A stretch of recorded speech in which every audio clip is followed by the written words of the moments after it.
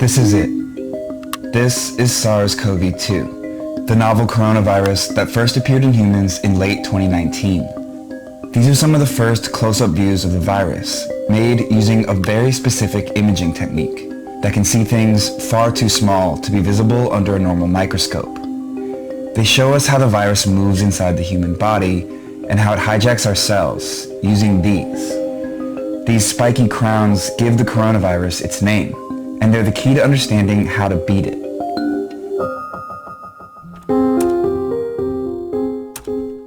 To get this right, I needed to bring in two experts. The first is my colleague Liz's dad, Frank. He teaches material science and engineering at Ohio State University. Liz tells me that you are interested in electron microscopy. Yes, so that's how you pronounce it. Okay, that's a good start. And the other is Beth Fisher. Her team at NIAID, the National Institute of Allergies and Infectious Diseases, created those initial images of the virus, the ones you'll start to notice embedded in news articles around the internet.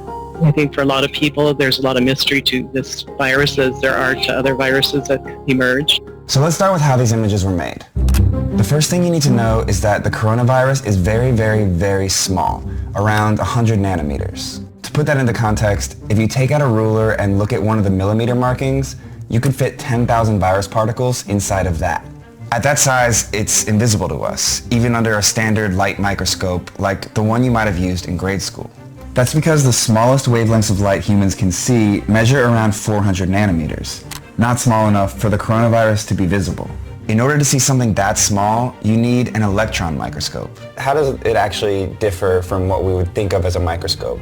Instead of light, we're using electrons, and electrons you think of as particles, but if you take the electron, strip it off of the atom, and accelerate it in a field and make it fly really fast, if you make it move fast enough, it actually will behave as a wave as well. And that wavelength is much, much smaller than the light waves we use in a standard microscope. So now you're like 6, 7, 8, 9 orders of magnitude smaller in size, so now you can see smaller stuff. If you look through NIAID's coronavirus Flickr page, you'll come across two distinct types of images, SEM and TEM. They're made using two different types of electron microscopes. A scanning electron microscope, or SEM, scans the surface of a sample and records what bounces back, sort of like how satellite imaging works. It gives you the basic topography of whatever you're looking at, with realistic lighting similar to photography. Shadow and relative size of objects shows you their placement and how they move through the cell. A transmission electron microscope, or TEM, goes way deeper. It records the inner details of a sample by transmitting electrons through it and projecting a cross-section of its inner structure. So it's part of the basic science research to try and understand structurally what's going on. Images from both microscopes are taken in black and white.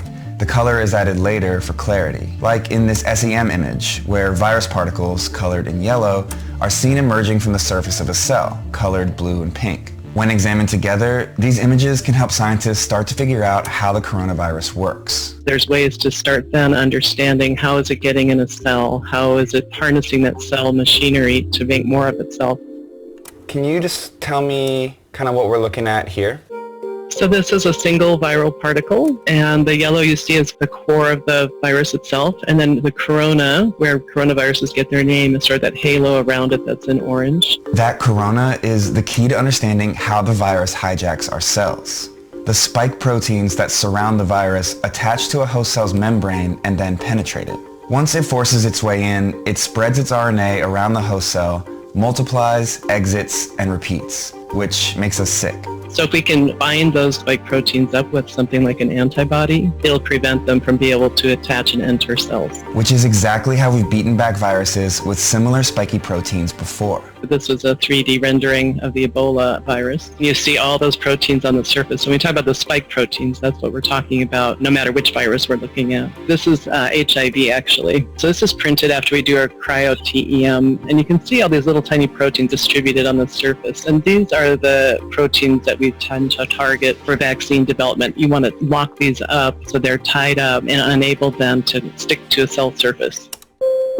Is there anything about the images specifically that you'd want to share with our audience that maybe you think would be helpful for them to know? I think when you can face your enemy, it takes a little bit of the fear factor out of it. I think it's just understanding what it is we're looking at, how it works within our bodies, but to show that this is something that can be tackled and overcome, I think is important to know.